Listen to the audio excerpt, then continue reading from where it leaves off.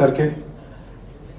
এই আন্দোলনে আমরা শুরু করেছিলাম যে ফুলকি দিয়ে, সেই ফুলকি থেকে আস্তে আস্তে যে স্ফুলিঙ্গ তৈরি হয়েছে, যে আগুন তৈরি হয়েছে, সেইখানে কিন্তু প্রত্যেকটা মানুষকে আমরা ছুঁতে পেরেছি।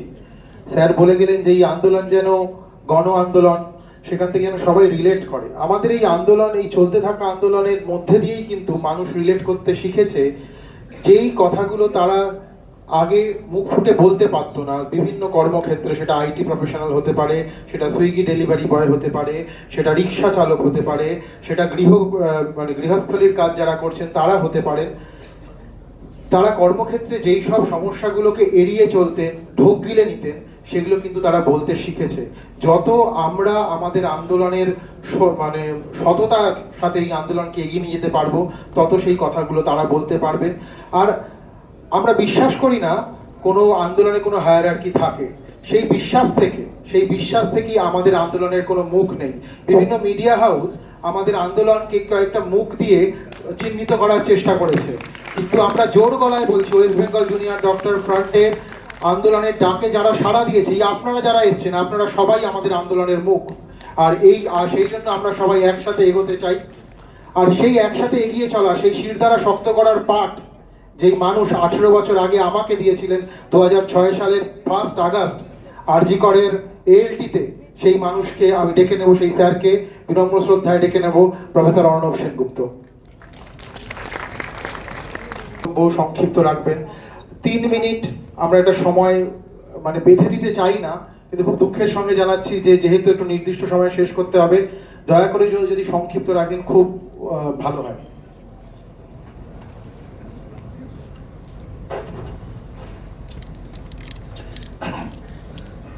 আন্দোলনের সমস্ত শক্তিকে অভিনন্দন জানিয়ে 2-4 কথা বলছি। খুব পয়েন্ট ওয়াইজ বলবো। 50 দিন অতিক্রান্ত, আবেগের জায়গাটা হয়তো আমরা কিছুটা কাটিয়ে উঠেছি, এখন কিছুটা বিচক্ষণতার প্রয়োজন আছে, না হলে কিন্তু সুবিচারের আশাটা কমে যাবে আর কি।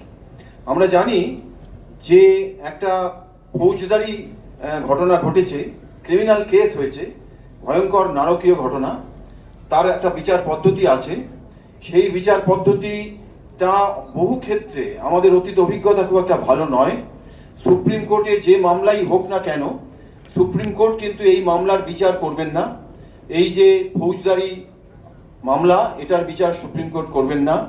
এই বিচার করবে নিম্ন কোর্ট, অর্থাৎ ট্রায়াল কোর্ট বা কোর্ট অফ ফার্স্ট ইনস্ট্যান্স, সেটা সম্ভবত শিয়ালদা কোর্ট বা আলিপুর কোর্ট হবে।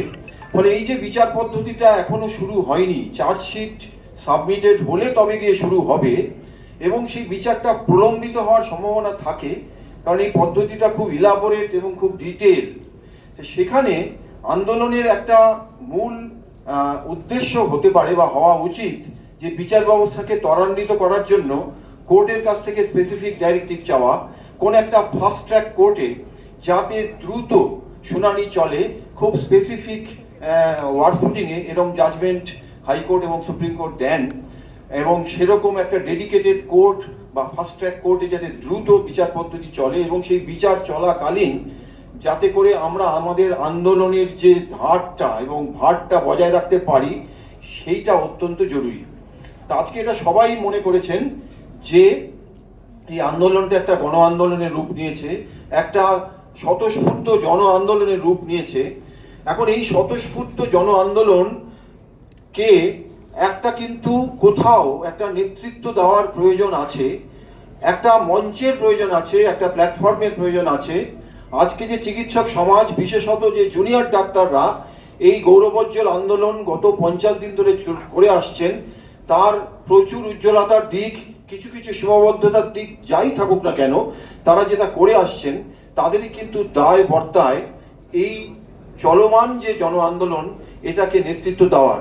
শুধু চিকিৎসা কর্মীদের নয়, বৃহত্তর যে জনসাধারণ, তারাও যাতে এই আন্দোলনের মধ্যে আসতে পারেন, তাদের আন্দোলনের নেতৃত্বের মধ্যে আসতে পারেন, সেই জায়গাটা তৈরি করা দরকার।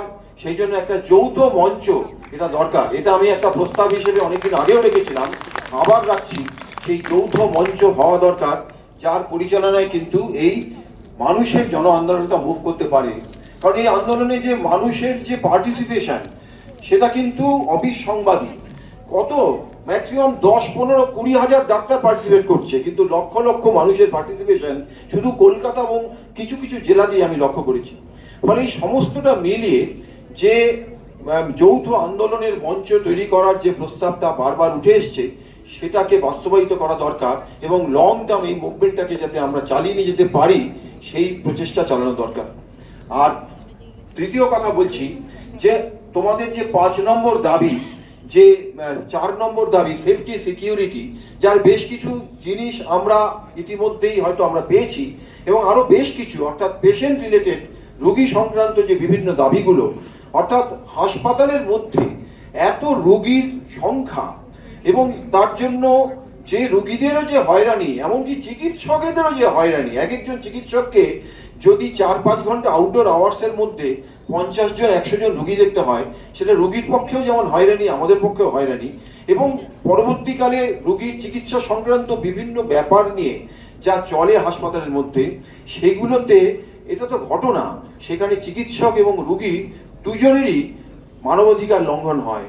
আমাদেরও একটা চিকিৎসকদের একটা লং টার্ম ডিউটি, যেটা মানবাধিকারের সঙ্গে সংযুক্তপূর্ণ নয়, আর রোগীদের কথা আমি ছেড়েই দিলাম।